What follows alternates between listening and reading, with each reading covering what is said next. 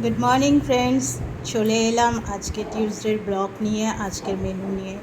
আপনারাও বলবেন আপনাদের কী রান্নাবান্না মেনু হয়েছে, কমেন্টসের মাধ্যমে জানাবেন। আমার সাথে যদি কোনো কোয়েশ্চেন থাকে বা কোনো জিজ্ঞাসা থাকে তো আমাকে কমেন্টসের মাধ্যমে জিজ্ঞাসা করতে পারেন।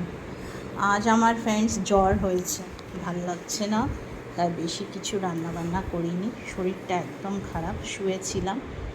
তা যাই হোক, খেতে তো হবে, পেট তো আর মানবে না, তাই জন্য রান্না বান্না করলাম।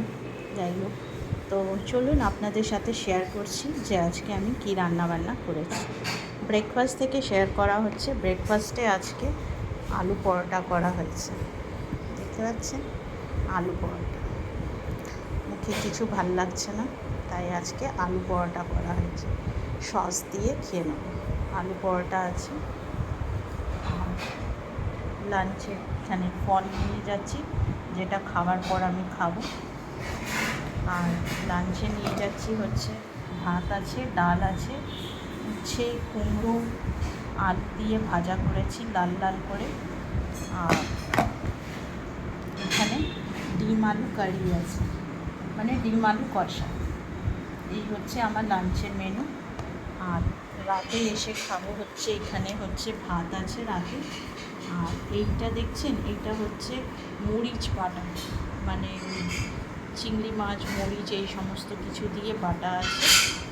এইটা আজকে রাত্রে এটা দিয়ে ভাত খাবো।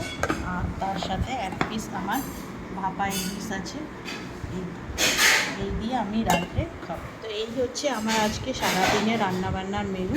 আপনাদের কি রান্নাবান্না হয়েছে কমেন্টসের মাধ্যমে জানাবেন।